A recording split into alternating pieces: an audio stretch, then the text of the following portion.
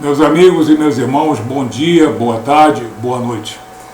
Você conhece a única e verdadeira Bíblia, que contém as revelações de Deus, as revelações dos profetas, dos apóstolos e de Jesus, para a nossa vida, para a nossa salvação e para a vida eterna.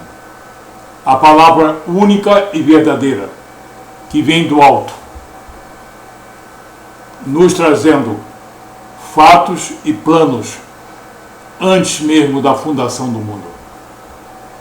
Mas existe a Bíblia mentirosa, a Bíblia enganosa, a Bíblia de Satanás, com o seu evangelho tendencioso, que tenta desmentir as verdades bíblicas. Porque as verdades bíblicas, que são maravilha para nós cristãos, incomodam a muita gente. Porque Deus permite muitas coisas e Deus proíbe muitas coisas. E as pessoas querem fazer ao seu modo, porque dizem ter liberdade de expressão. Talvez na terra, não perante Deus. Vamos citar 3 ou 4 exemplos de como essa Bíblia enganosa, como esse evangelho mentiroso que circula em nosso país, tenta desmentir a palavra de Deus. Em primeiro lugar, a tentativa de descaracterizar e desacreditar a palavra de Deus. A tentativa de desacreditar a palavra de Deus.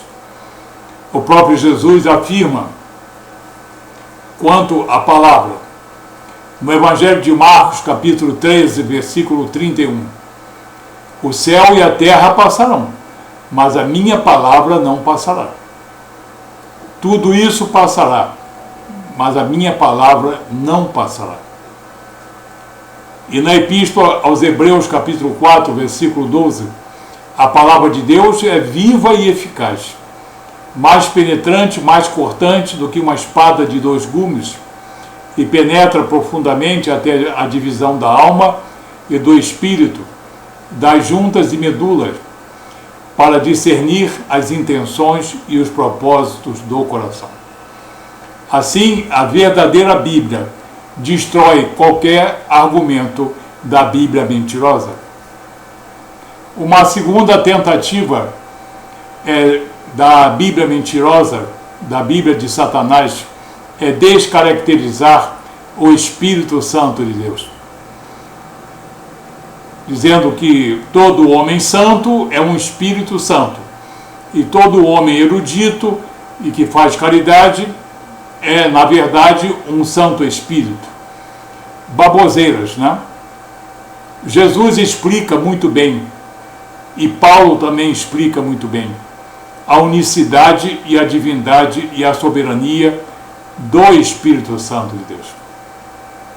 Na carta aos Coríntios, capítulo 12, versículo 11, o apóstolo Paulo afirma: porque um só e o mesmo Espírito distribui os diversos dons, as diversas habilidades, em uma congregação cristã, individualmente e como lhe apraz, como apraz a ele. Isso é soberania, unicidade e divindade. E Jesus, no Evangelho de João, capítulo 15, versículo 26, afirma: quando eu for, eu enviarei o Consolador, o Paracleto, o Espírito da verdade, o Espírito Santo, proveniente do meu Pai, porque a ele é pertinente. Não é de homem, nem de mulher, nem de anjo, mas do meu Pai. E ele dará testemunho de mim entre vós. Então o apóstolo Paulo e o próprio Jesus afirmam da unicidade, soberania e divindade do Espírito Santo de Deus. Uma outra tentativa seria corromper a obra redentora de nosso Senhor Jesus Cristo em amor, em entrega de amor ágape. dizendo que não, Jesus foi obediente ao Pai e foi morto por obediência, ou então dizem que os judeus mataram Jesus porque tinham medo da sua santidade e da sua bondade. Nada disso. É nas palavras do próprio Jesus que nós vamos descobrir a verdade. No Evangelho de João, capítulo 10, versículo 17 e 18, Jesus afirma: eu dou a minha vida para depois a reassumir. Ninguém a tira de mim, eu espontaneamente a dou. Nada pode ser mais claro. Morte e ressurreição. Eu dou a minha vida para depois a reassumir, ninguém a tira de mim, eu espontaneamente a dou. Alguns querem aproveitar aquela frase, este mandato eu recebi do meu Pai, porque Jesus estava como divindade na hipostase Deus-homem. Ele era divindade, é divindade, representando a vontade triuna de Deus Pai, Deus Filho e Deus Espírito Santo. Então, quem faz a vontade de Deus, faz a vontade de Jesus, faz a vontade do Espírito Santo de Deus. Essa tentativa de dissociar, ela é simplesmente infeliz. No Evangelho de Mateus, capítulo 26, dos versículos 52 a 54, quando Jesus é preso, ele mesmo afirma que assim deve suceder, porque senão, como se cumpririam as Escrituras? Se eu não for preso, sacrificado, morto e ressurreto ao terceiro dia, como se cumpririam as Escrituras sagradas?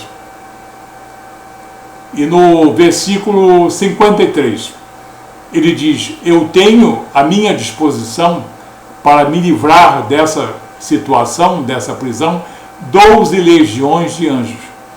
E se eu quiser, eu peço ao meu Pai e tenho livramento desse sacrifício. Jesus blefou, exagerou, mentiu? Não. Ele jamais acionou as 12 legiões de anjos.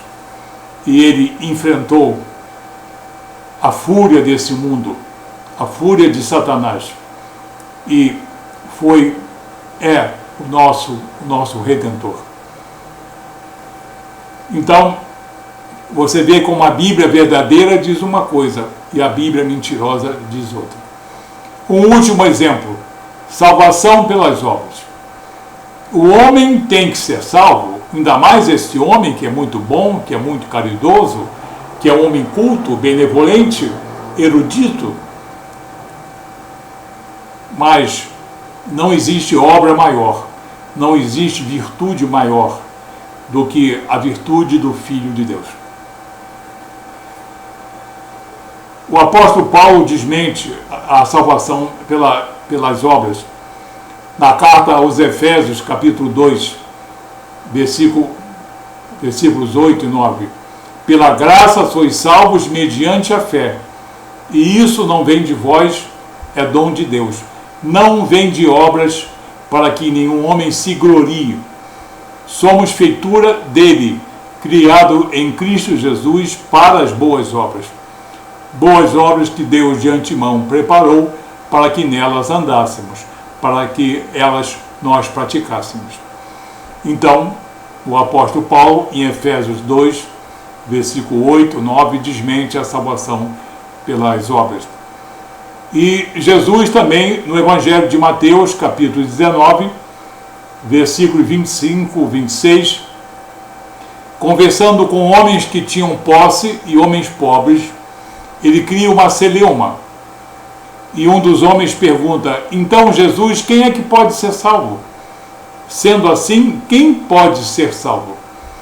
Jesus voltou-se, olhou esse homem nos olhos e disse: a salvação é impossível aos homens, mas o que é impossível aos homens é possível a Deus. Então, Jesus ali proclama que nenhum dote ou característica do homem ou da mulher ou do sacerdote o leva à salvação perante Deus, mas a intervenção e a vontade soberana de Deus através de Jesus e do Espírito Santo de Deus. Assim nós temos a Bíblia verdadeira, onde estão compiladas a vontade de Deus e a obra redentora de seu Filho amado Jesus Cristo. E temos o evangelho mentiroso, que faz sucesso nesse país. Faz muito sucesso, porque tenta honrar o homem e tenta desmentir as santas declarações de Deus. Tenha muito cuidado, porque existe a Bíblia verdadeira, que você deve conhecer, precisa conhecer. E existe a Bíblia mentirosa de Satanás e o seu evangelho enganoso, que você precisa identificar, para não ter a perdição eterna. Que Deus abençoe você nessa mensagem, em nome de Jesus. Até o próximo vídeo.